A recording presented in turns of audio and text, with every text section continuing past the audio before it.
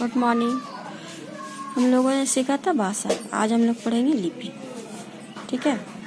भाषा के लिखने ढंग को लिपि कहा जाता है, यानी जो भाषा के लिखने का तरीका होता है उसे हम लोग लिपि कहते हैं। हिंदी और संस्कृत भाषाएं देवनागरी भाषा में, अंग्रेजी भाषा और रोमन लिपि में, उर्दू भाषा फारसी में लिपि में और पंजाबी भाषा गुरुमुखी लिपि में लिखी जाती है। जैसा कि कहा जाता है कि भाषा के लिखने के ढंग को जिस तरीके से हम लोग उसको लिखते हैं उसे लिपि कहते हैं, और हिंदी और संस्कृत में देवनागरी की कहते हैं, और अंग्रेजी में हम लोग कहते हैं इसको रोमन, और उर्दू में हम लोग अक्सर जब लिखते हैं तो उसे कहते हैं फारसी, और पंजाबी में अगर लिखते हैं तो उसे कहते हैं गुरुमुखी, उसी को हम लोग लिपि कहते हैं।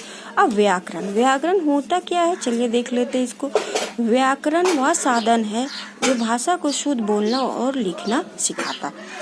व्याकरण हम उसे कहते हैं जिससे हम लोग पढ़ना सीख सकते हैं, लिखना सीख सकते हैं, अन्यथा बोलना सीख सकते हैं। तो भाषा या व्याकरण उसे कहता है जो शुद्ध बोलने या लिखने पढ़ने की वो हमें अच्छे से अच्छे शुद्ध भाषा सिखा देता है, उसी को हम लोग व्याकरण कहते हैं। जैसे चिड़िया उड़ रहा है, ये तो अशुद्ध है, ये तो आपको पता चल रहा है कि अशुद्ध लिखा हो, लेकिन आप इसको शुद्ध कैसे करेंगे?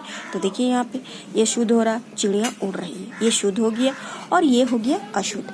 तो शब्दों और वाक्यों को शुद्ध रूप हमें व्याकरण से ही पता चलता है। व्याकरण का सही ज्ञान प्राप्त करने के लिए हमें किसी भाषा को शुद्ध बोलना, समझना, पढ़ना और लिखना सीख जाते हैं। भाषा के प्रयोग में कोई गलती ना हो, इसीलिए व्याकरण का ज्ञान होता है। देखिए कहता क्या है कि जब हम भाषा लिखते हैं या पढ़ते हैं तो जिन शब्दों को जो वाक्य का शुद्ध रूप होता है, या हमें जब हम भाषा सीखते हैं या व्याकरण सीखते हैं तो उसी से हमें पता चल जाता है या ज्ञान हो जाता है, या हम सीखते हैं पढ़ने के लिए, बोलने के लिए, अन्यथा लिखने के लिए। इसीलिए हमारे लिए व्याकरण काफ़ी आवश्यक होता है और बहुत ही महत्वपूर्ण होता है।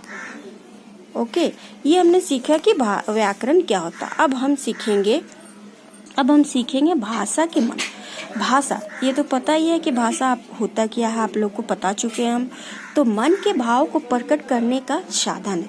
हमारे मन में क्या चल रहा, हम क्या सोच रहे, क्या बोलना चाहते हैं, तो हमारे मन के अंदर चल रहा। तो हम लिखना जानते हैं तो लिखकर प्रकट कर सकते हैं, बोलना जानते हैं तो बोलकर प्रकट कर सकते हैं, उसी को हम लोग भाषा कहते हैं। भाषा के द्वारा दूसरों की मन की बातें भी जान सकते हैं, यानी हमारे कोई आगे पीछे या कुछ बोलना चाह रहा है या कुछ बताना चाह रहा है तो वो भी हमें लिख के बता सकता है या फिर बोल के बता सकता है। इसीलिए हम लोग भाषा का प्रयोग करते हैं। भाषा मुख्य रूप से बोली जाती है। भाषा के दो रूप होती है, एक लिखित, एक मौखिक। लिखित वो होता है जो लिखकर प्रकट करते हैं, और मौखिक वो होता है जो आपस में बोलकर प्रकट करते हैं। ये तो आप लोग को पता है। भाषा के लिखने के ढंग को ही लिपि कहते हैं। हिंदी भाषा को लिपि देवनागरी को, और भारत के अनेक भाषाएं बोली। भारत में तरह तरह की भाषाएं बोली जाती है, अलग अलग भाषाएं बोलते हैं सब। भाषा के शुद्ध रूप का ज्ञान कराने वाले शास्त्र व्याकरण कहलाता है। जब हम कुछ सीख जाते हैं या लिखना या पढ़ना या बोलना तो हमें शुद्ध और सही ज्ञान कौन कराता है? तो वो व्याकरण कराता है। इसीलिए हमारे लिए ज्ञान जो है वो जो क्या है, व्याकरण जो है काफ़ी महत्वपूर्ण माना जाता है या होता है। चलिए आइए, अब हम लोग सीख लिए भाषा, लिपि। अब हम लोग देखेंगे यहाँ कुछ प्रश्न जो है जो सही उत्तर के सामने निशान या चिन्ह लगाने को कहा जा रहा है। तो भाषा का मुख्य रूप है, तो मुख्य रूप पत्र तो हो नहीं सकता है, पत्र तो हो नहीं सकता, ईमेल तो हो नहीं सकता, इसीलिए इसका मुख्य रूप क्या हो सकता है? भाषण हो सकता है। तो इसीलिए हम लोग भाषण में टिक करें। दूसरा देखते हैं हम लोग इसी प्रकार से।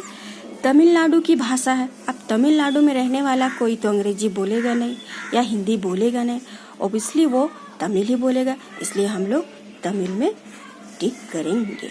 ठीक है। उसके बाद भारत की राष्ट्रभाषा क्या है? तो भारत की राष्ट्रभाषा अंग्रेजी हो नहीं सकती है, उर्दू हो नहीं सकती है, तो इसलिए उसकी राष्ट्रभाषा क्या होती है? हिंदी। तो हिंदी में हम लोग टिक करेंगे। ठीक है। अब देखिए यहाँ पे जो बोलता है हिंदी दिवस मनाया जाता है, तो कब मनाया जाता है? तो यहाँ दे रहा 5 सितंबर। 5 सितंबर को हम लोग क्या मनाते हैं? Teachers day. यहाँ दे रहा 14 सितंबर, और यहाँ दे रहा 14 नवंबर। 14 नवंबर को क्या मनाते हैं? बाल दिवस। तो ये होगा नहीं और ये होगा नहीं, तो जाहिर सी बात है कौन होगा हमारा? 14 सितंबर। ठीक है।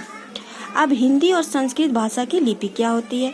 तो हिंदी और संस्कृत भाषा की लिपि फारसी तो होगा नहीं, ठीक है, गुरुमुखी होगा नहीं, तो इसकी भाषा लिपि क्या हो जाएगी? देवनागरी हो जाएगी। यहाँ हमने देखा इस सारे भाषा को। अब देखते हैं कुछ प्रश्न हैं, ये प्रश्न को आप कीजिएगा। जैसे कि भाषा किसे कहते हैं, उदाहरण सहित बताइए। ठीक है। भाषा के कितने रूप होते हैं, उदाहरण सहित बताएं।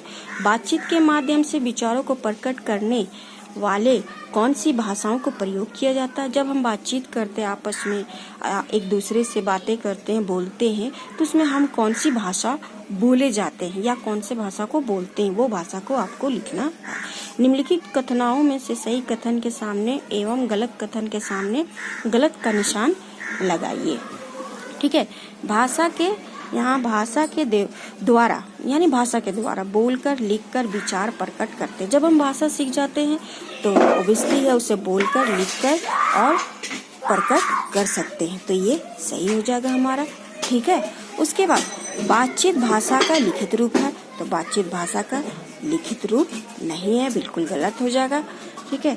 टेलीफोन से बातचीत भाषा का मौखिक रूप है, बिल्कुल सही है। हम लोग टेलीफोन से बातचीत भाषा बोलते हैं या सुनते हैं। ठीक है। भाषा के 3 रूप होते हैं भाषा के ऐसे मानो कि 2 ही रूप होते हैं, एक मौखिक एक लिखित। भाषा व्याकरण भाषा का शुद्ध प्रयोग सिखाता है, बिल्कुल सिखाता है, शुद्ध प्रयोग सिखाता है हमारा। इसी तरह से अंग्रेजी राष्ट्रीय भाषा है, हाँ राष्ट्रीय भाषा है। इन सारी चीज को हम लोग यहाँ से कर लेंगे। ठीक है। ओके। अब हम लोग देखिए नीचे यहाँ कुछ प्रश्न दिए गए हैं। जो नीचे दिए गए नमूने के आधार पर अन्य भाषाओं में लिपियों के नाम लिखने, तो लिपियों के नाम लिखने, इधर इस साइड हमारा भाषा है और दूसरे साइड लिपि है। तो भाषा हिंदी को हम लोग क्या बोलते हैं? तो हिंदी को हम लोग देवनागरी बोलेंगे, तो यहाँ पे देवनागरी लिखाएगा। ठीक है। अंग्रेजी को हम लोग क्या बोलेंगे? रोमन बोलेंगे, तो यहाँ पे रोमन लिखेंगे। ठीक ना। इसके बाद है यहाँ पे पंजाबी को हम लोग गुरुमुखी बोलते हैं। ठीक है। और मराठी में भी हम लोग देवनागरी बोलते हैं।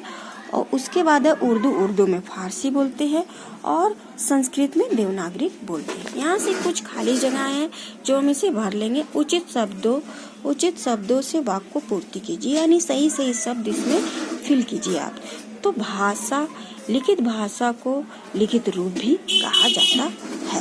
लिखित रूप भी हमारे राष्ट्रीय भाषा हिंदी है और सीखने के लिए निर्धारित चिन्ह लिपि कहलाता है। दूसरा, व्याकरण के हम भाषा के शुद्ध रूप का ज्ञान कराता है। और महाराष्ट्र के लोग मराठी और तमिलनाडु के लोग तमिल बोलते हैं। तमिल बोलेंगे, तमिलनाडु के लोग तो तमिल ही बोलेंगे, मराठी तो बोलेंगे ना। चिड़िया उड़ रही है, चिड़िया उड़ रहा नहीं, चिड़िया उड़ रही है। तो ये सारी चीज को हमने बता दिया। अब यहाँ पर देखिए इस बॉक्स बना हुआ है, इस बॉक्स की सहायता से पहले से भारतीय और विदेशी भाषा छांटकर उचित कॉलम में भरिए। तो यहाँ देखिए पहला है भारतीय भाषाएं और विदेशी भाषा, तो पंजाबी।